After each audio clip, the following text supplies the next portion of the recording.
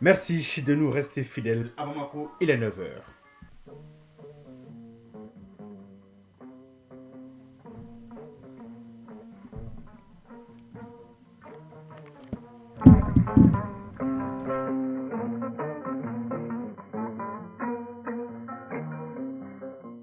Le journal Mohamed Diarra.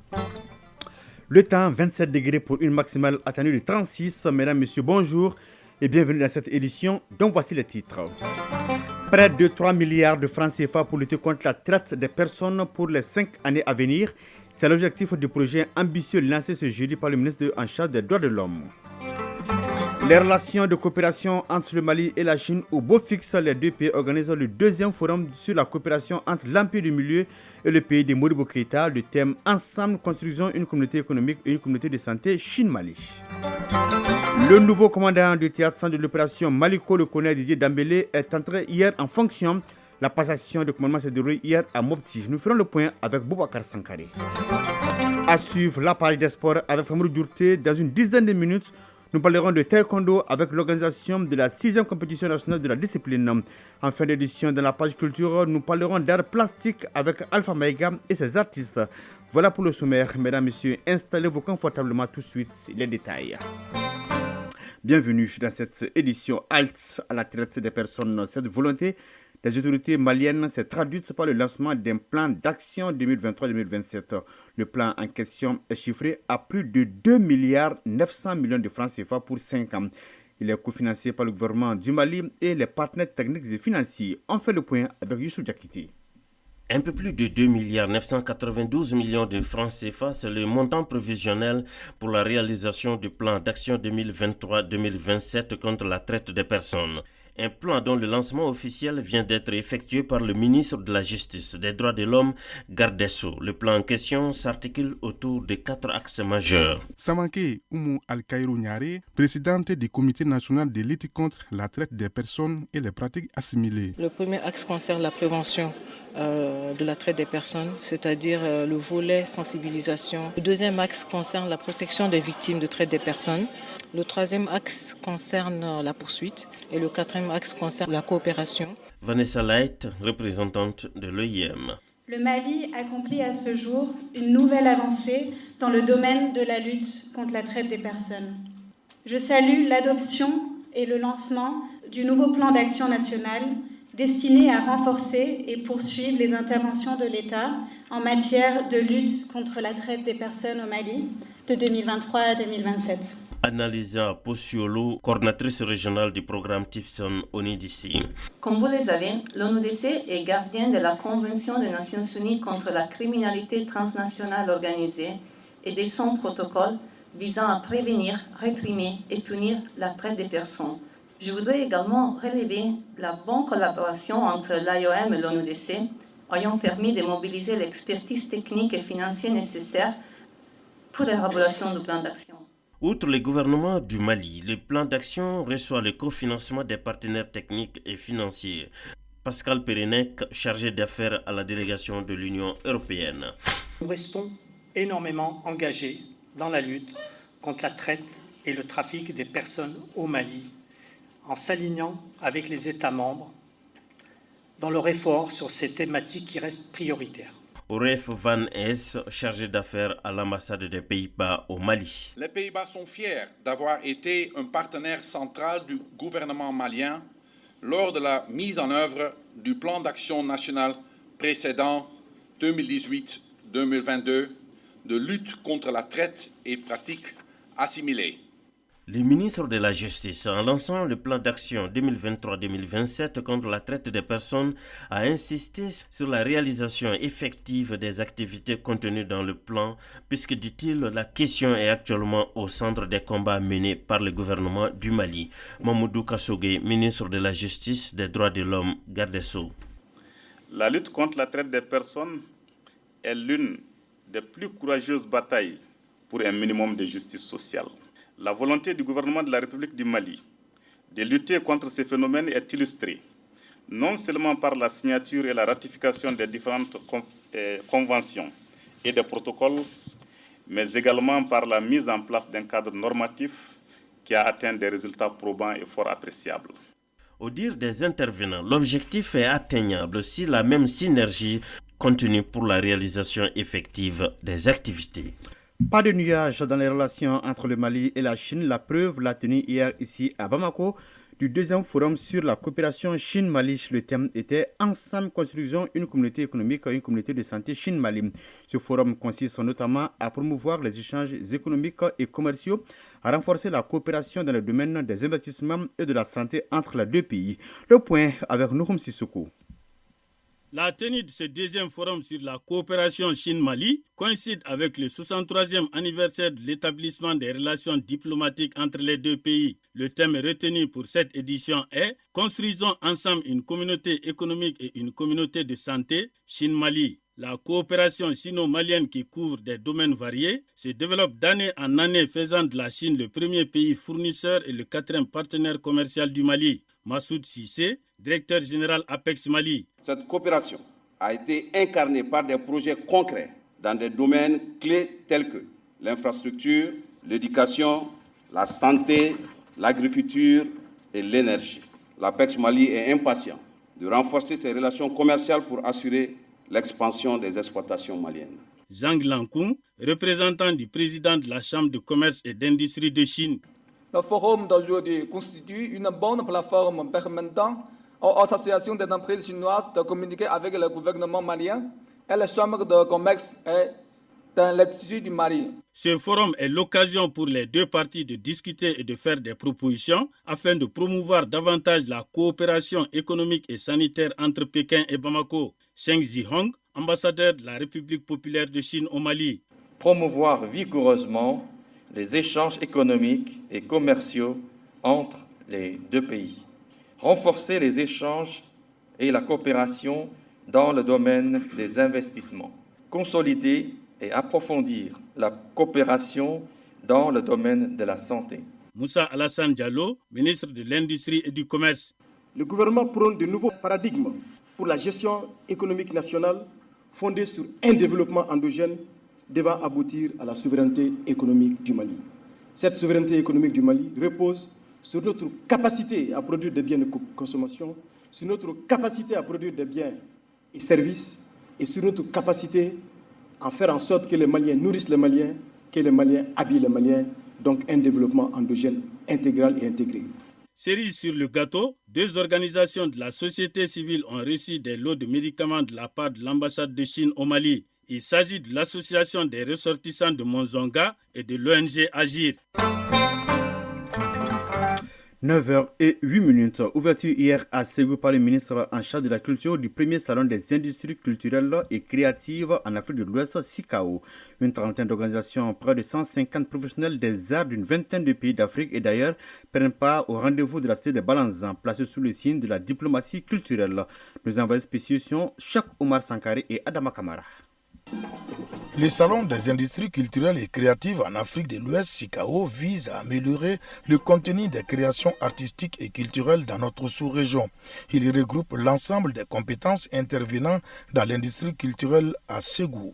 Mahmoud Dafé, président de la Fondation Festival sur le Niger. En plus de tout ce qu'on a connu de l'art, ces valeurs de paix, de cohésion sociale, de vivre ensemble, d'ajouter aujourd'hui ce pan économique à la culture qui va permettre à nos États de vivre décemment et de créer des emplois.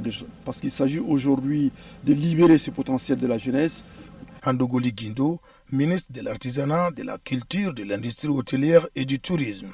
Le salon participe de la mise en œuvre de la politique nationale culturelle, dont un des objectifs stratégiques majeurs est de faire des industries culturelles un levier de développement. Le SICAO est organisé par la Fondation Festival sur le Niger et le réseau KIA en partenariat avec le Fonds africain pour la culture. Djara Bintou Ouare, coordinatrice générale du SICAO. Le Mali, terre d'hospitalité légendaire, accueille des participants de plus de 25 pays d'Afrique. Ceci constitue une belle marque d'amitié et démontre qu'ensemble et unis, les acteurs des industries culturelles et créatives du continent peuvent contribuer véritablement à l'émergence d'ICC performantes et durables. Mahmoud Dafé, président de la Fondation Festival sur le Niger. C'est une contribution que Ségou fait à l'effort de guerre. Dans ce contexte du Mali, et nous sommes très heureux de pouvoir partager cette culture, cette richesse, parce que nous venons du Mandé, nous sommes un peuple de paix et de dialogue. Cette première journée a débuté par les Talk Maya Blow, une interaction sociale animée par 4 étoiles de l'industrie culturelle qui sont Dr Ikam Ben Ibrahim de la Tunisie, Claude Gingane du Burkina Faso, Queen Blessing Gebougousson du Nigeria et Fousseini Maïga du Mali. Une table ronde, une foire aux industries culturelles et créatives et des spectacles de musique sont au programme de CCKO à Ségou. Ségou, Cheikh Oumar Sangaré, Adama Kamara pour l'ORTM. Passation de commandement hier entre le commandant du théâtre centre sortant, le colonel-major Toumani Kouné, et l'entrant, le colonel Didier Dambélé. La cérémonie était supervisée par le chef d'état-major général adjoint des armées, le général de brigade Ousmane Wili. Le colonel Dambélé a salué les efforts de ses prédécesseurs et s'engage à travailler dans la même dynamique pour l'instauration de la paix et la stabilité de la zone. Le point avec Boubacar Sankari. Cette passation de témoins entre le commandant sortant du PCAT, poste de commandement interarmé du théâtre, centre de l'opération Maliko, le colonel-major Toumani Kouné, et celui entrant, le colonel Didier Dambélé, a mobilisé les autorités administratives, politiques et militaires. Le commandant sortant a saisi l'occasion pour faire le bilan des opérations menées durant les 9 mois qu'il a passé à la tête du PCAT centre. Colonel-major Toumani Kouné, commandant sortant. Nous nous sommes attelés à maintenir la pression sur les groupes armés terroristes, les groupes criminels perturbant la quiétude des populations. Les patrouilles d'opportunité sur l'ensemble des secteurs ont permis de neutraliser 3 bonnes centaines de terroristes et récupérer d'importants lots de matériel. Le nouveau commandant mesure l'ampleur des défis qui l'attendent. Colonel Didier Dambélé, commandant entrant. Le retour de l'administration civile dans toutes les circonscriptions, le retour des populations déplacées dans leur lieu de résidence habituel, la contribution dans les activités de développement socio-économique du pays. Le chef d'état-major général adjoint des armées qui a supervisé cette passation a félicité le commandant sortant pour les résultats engrangés et demandé au nouveau commandant de continuer sur la dynamique de la montée en puissance des FAMA au niveau du théâtre centre. Ousmane Wele, chef d'état-major général adjoint des armées. Nous voyons déjà qu'il y a la quiétude, il y a la stabilité qui s'est installée, le référendum qui s'est très bien tenu dans le secteur. Le contrat opérationnel demeure toujours le même, c'est de continuer à sécuriser les personnes et leurs biens, continuer aussi tout ce qui concerne les chantiers de développement ainsi que le processus de retrait de l'aménagement. Des lettres de félicitations ont été remises à certains militaires pour leur esprit combatif et leur professionnalisme en engagement opérationnel. La cérémonie a pris fin par un défilé militaire. Mopti Boubacar Sankare et Suleiman Tebsougué pour l'ORTM. Direction Azerbaïdjan pour parler de cette conférence internationale des pays non alignés sur la gouvernance et le respect de sa souveraineté. Et un fait marquant, le Mali a été cité en exemple. Le président de la transition, le colonel Assimi Goïta, a été félicité pour ses actions pour la souveraineté du Mali. Les représentants des 120 pays réunis en conférence pour des témoignages sur l'histoire des peuples, de leur colonisation et la mainmise de certaines colonies comme la France sur ses anciennes colonies par l'exploitation des ressources naturelles. Nous y reviendrons dans nos éditions futures avec nos envoyés spéciaux à Azerbaïdjan, Sira Bachili et Tedje Kamara.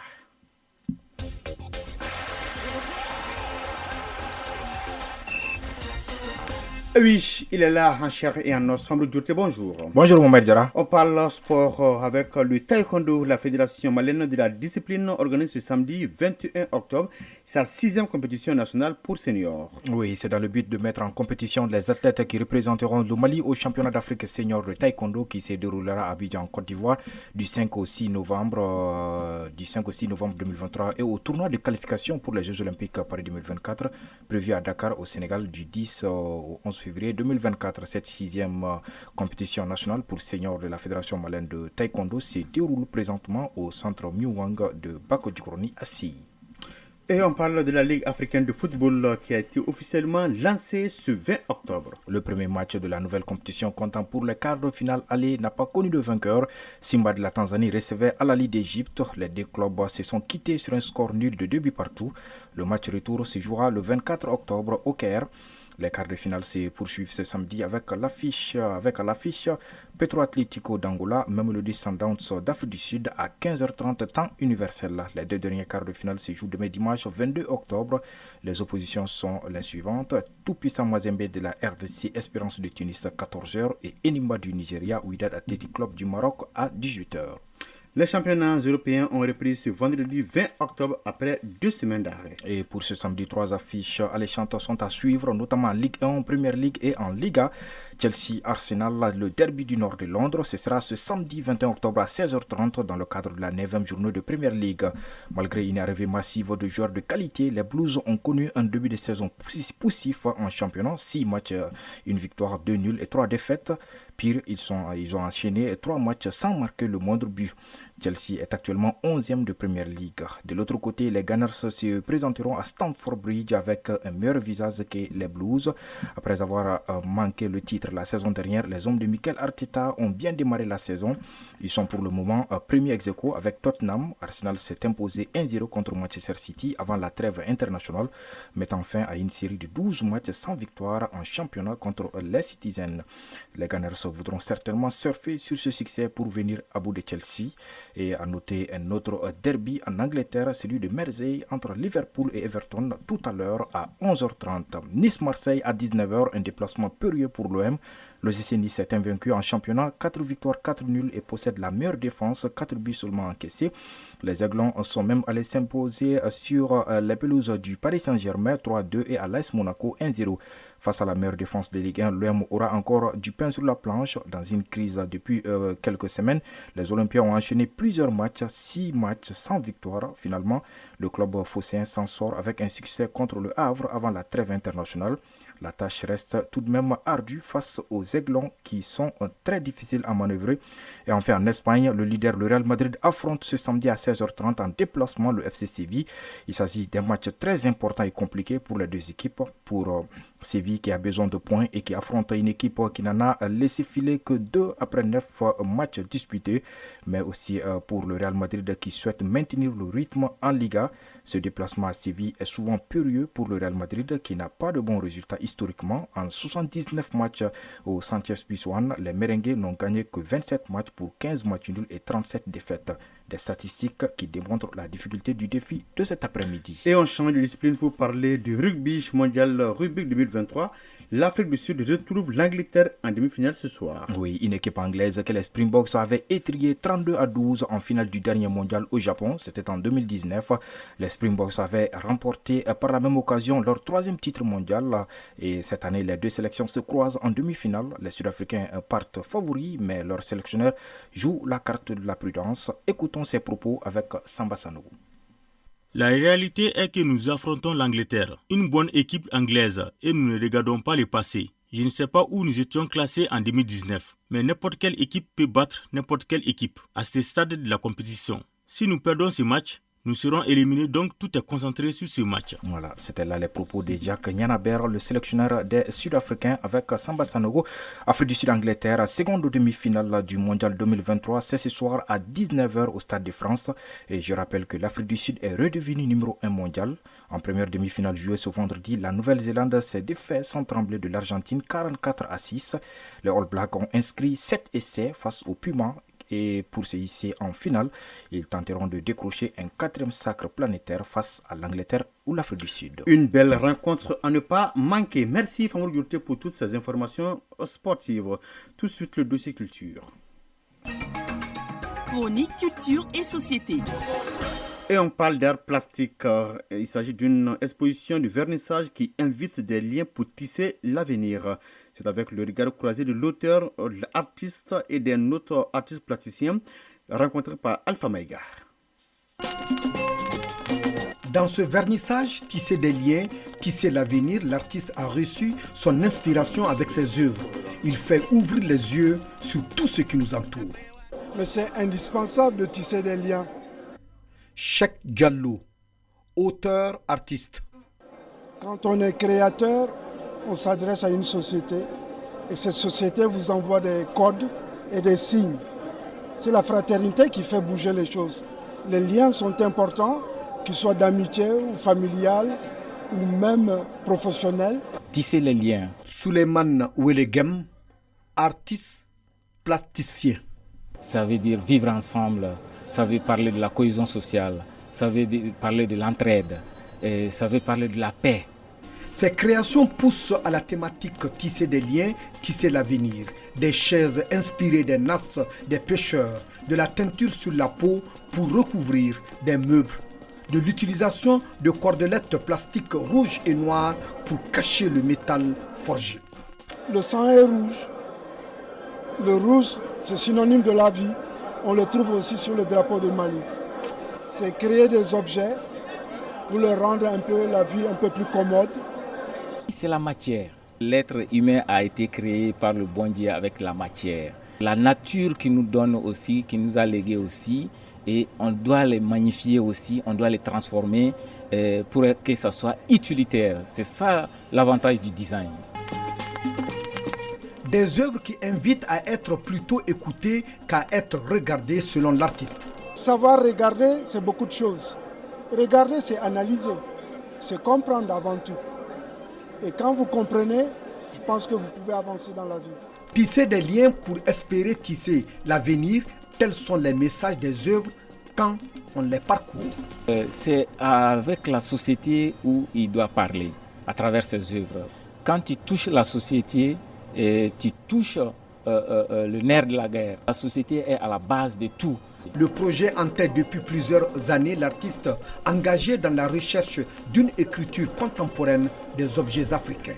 Le message, sans la culture, sans l'art, il ne restera pas grand-chose. L'art, c'est la vie, la culture, c'est son véhicule. Cheikh Diallo, c'est plus de 40 ans d'expérience. Cette dernière œuvre lui sert de rétroviseur pour contraindre les jeunes à s'affirmer et du coup construire leur carrière, car le Mali a besoin d'une nouvelle génération d'artistes plasticiens. Les yeux peuvent apprécier mieux que notre voix, car tout est art, tout est inspiration. Oui, Chalfa Mega qui déborde d'inspiration. Voilà qui met fin à cette édition.